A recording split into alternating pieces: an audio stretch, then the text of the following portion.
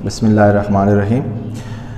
बच्चों आज first year 7.8 है और इसमें हमने प्रोबेबिलिटी फाइंड करनी होती है ऐसे इवेंट की जिसमें वो लफ्ज़ एंड का यूज़ करते हैं, यानी probability of A and B. पिछली एक्सरसाइज आपने देखी होगी कि हमने ए और बी यूज़ की थी, यानी किसी भी चीज़ की प्रोबेबिलिटी फाइंड करना, ये ए की या बी की। आज हमारा टॉपिक है कि probability of A and B, यानी दो इवेंट के दरमियान इन्होंने लफ्ज़ एंड का यूज़ कर किया होता है। तो ये काम हम कहाँ पे करते हैं? ये हम फर्स्ट ईयर 7.8 जो है वहाँ पे करते हैं, जब हमें दो प्रोबेबिलिटी को के लफ्ज़ इन्होंने यूज़ किया होता है ए एंड बी।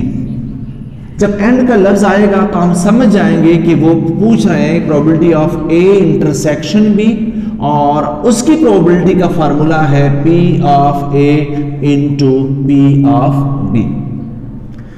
एक कंडीशनल प्रोबेबिलिटी भी होती है, वो आप लोगों के कोर्स में नहीं है, वो स्टैट्स वालों के लिए है। सेकेंड ईयर में आप लोगों ने अनकंडीशनल के आपस में इंडिपेंडेंट इवेंट जिसको कहते हैं, उसकी प्रोबेबिलिटी ये है probability of A and B is equal to probability of A into probability of B.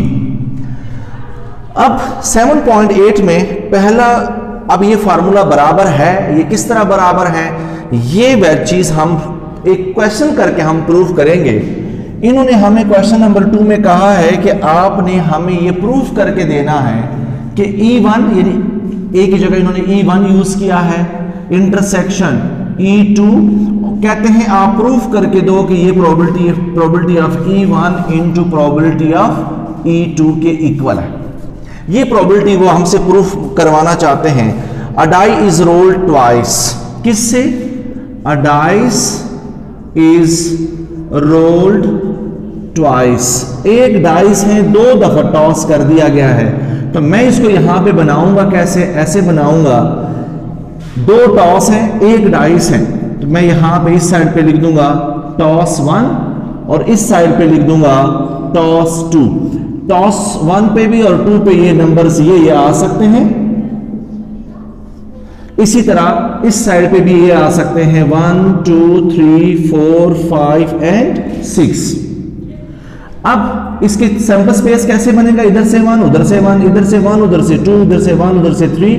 तो शॉर्ट कामा छोड़ दें, आप इसको डायरेक्ट ऐसे लिखें, फिर 2 1 2 2 2 3 2 4 2 5 2 6, फिर इधर से 3 ऊपर से 1 3 1 3 2 3 3 3 4 3 5 एंड 3 6, फिर 4 के साथ 4 1 4 2 4 3 4 4 4 5 एंड 4 6, फिर 5 के साथ 5 1 5 2 5 3 5 4 5 5 एंड 5 6, फिर उसके बाद 6 1 6 2 6 3 6 4 6 5 6 6। ये है टू टॉसेस को हम डाइस में, डाइस 1 से लेकर 6 तक, एक डाइस पे भी वही होते हैं, दूसरे भी। यहां डाइस एक है, एक दफा टॉस किया गया, इनमें से कोई भी आ सकता था, दूसरा टॉस में कोई भी आ सकता था, तो इनसे मिला के हमने ये सैंपल स्पेस बना दिया। अब वो हमें कह रहे हैं कि आपने E1 किसको कहना है? E1 आपने कहना है, लिखा हुआ है E1 is the appearance of even number of dots. E1 जो है वो शो कर रहा है इवन नंबर ऑफ डॉट्स, और E2, अब इवन नंबर ऑफ डॉट्स मैं यहां लिख नहीं सकता, इतना ज्यादा टाइम लगता है। मैं आपको यहां पे इवन नंबर ऑफ डॉट को सर्कल से आपको इसी में से शो करता हूं। बच्चों इसमें ये भी इवन नंबर ऑफ डॉट्स हैं, ये भी इवन नंबर है, ये भी इवन नंबर है, उसके बाद ये भी इवन है, ये भी इवन है और ये भी इवन है, फिर यहां ये भी इवन है, ये भी इवन है और ये भी इवन है। तो इसका मतलब ये हुआ कि हमारे पास टोटल कितने इवन नंबर ऑफ डॉट्स हैं? 1 2 3 4 5 6 7 8 9। तो मैं अगर आपसे कहूं कि E1 की प्रोबेबिलिटी क्या है, तो टोटल 9 है आउट ऑफ 36। ये हमारे पास E1 की प्रोबेबिलिटी है। फिर उन्होंने E2 से कहा है कि E2 किसके लिए है? appearance of more than 4 dots, वो नंबर जो more than 4 है उसको मैं यहां पे सर्कल करने लगा हूं या उसको टिक करने लगा हूं जो 4 से बड़े बड़े हैं। बच्चों 4 से बड़ा एक ये है, एक ये है, एक ये वाला है, एक ये वाला है और ये वाला है और एक ये वाला है। ये वो नंबर्स हैं टिक वाले जो बड़े हैं 4 से। तो मैं यहां पे लिखने लगा हूं प्रोबेबिलिटी ऑफ E2। तो E2 की प्रोबेबिलिटी कितने नंबर्स हैं जो 4 से बड़े बड़े हैं?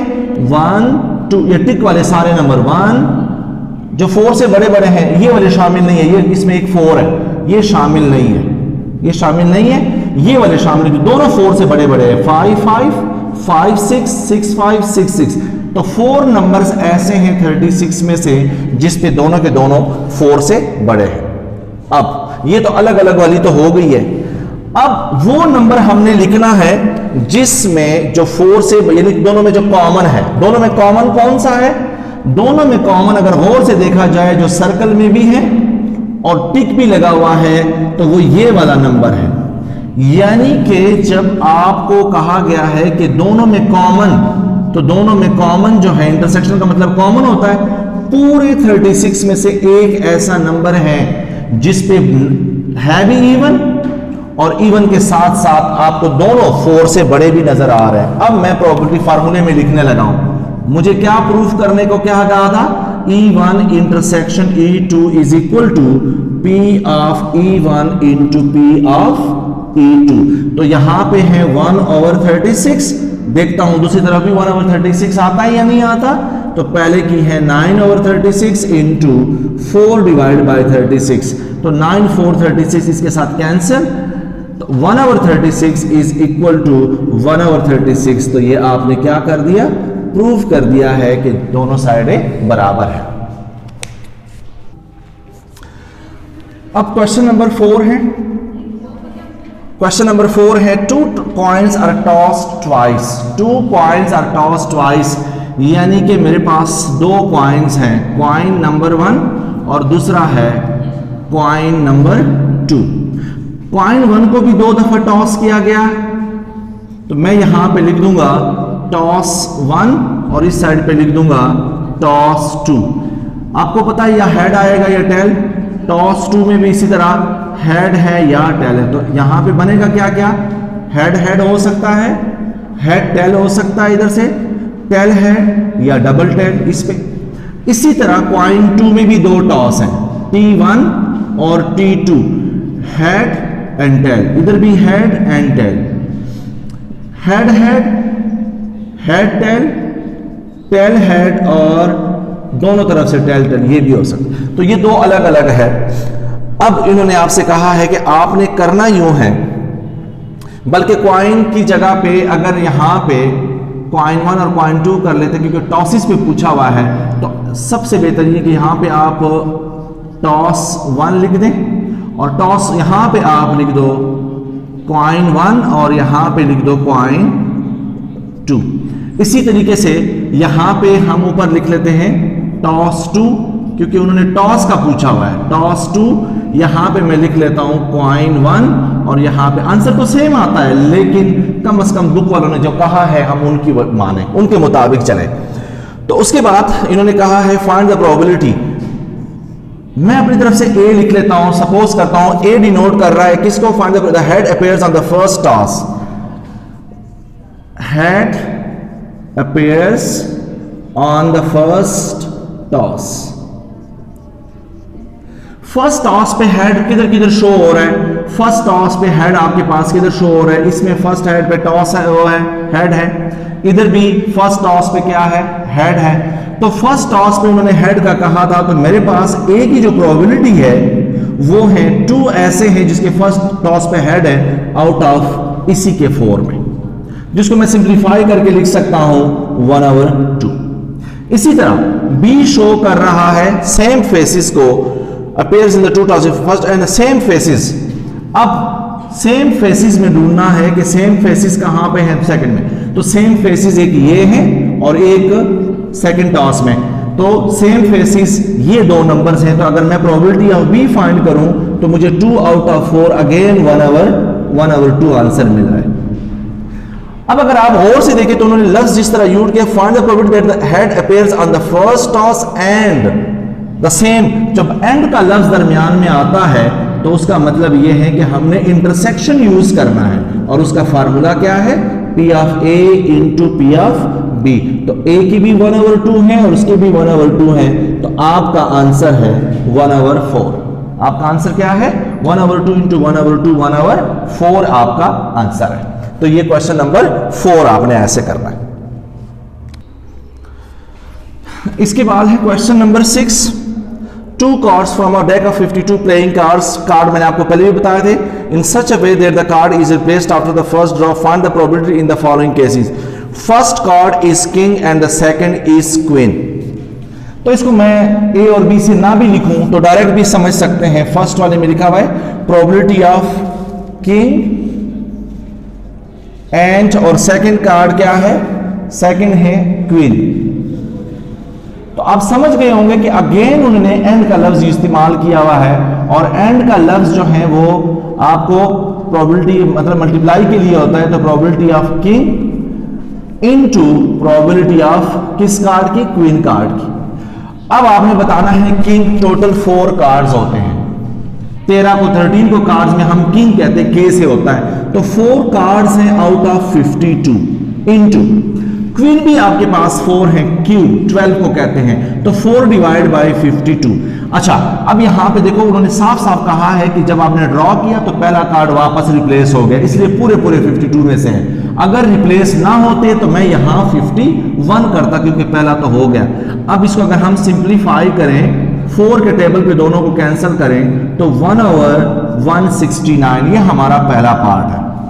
आप इसको A भी कह सकते हो, इसको B कह सकते हो, तो A एंड B लिख के फिर probability of A into probability of B, तो मैंने डायरेक्ट नाम से लिख लिया, इससे कोई फर्क नहीं पड़ता। क्वेश्चन नंबर 2 है both the cards are face cards. Both the cards यानी पहले नंबर पे भी फेस कार्ड है और एंड सेकंड वाला भी क्या है, फेस कार्ड। अब एक दफा फिर उनमें दरमियान में एंड का लफ्ज यूज किया है, तो मैंने प्रोबेबिलिटी ऐसे करनी है, पहले भी फेस कार्ड की लिखनी है, एंड के लिए मल्टीप्लाई, और दूसरी भी प्रोबेबिलिटी ऑफ क्या करूंगा, फेस कार्ड। मैं यहां इंटरसेक्शन वाले उसमें नहीं, मैंने डायरेक्ट अब कर दिया, ठीक है।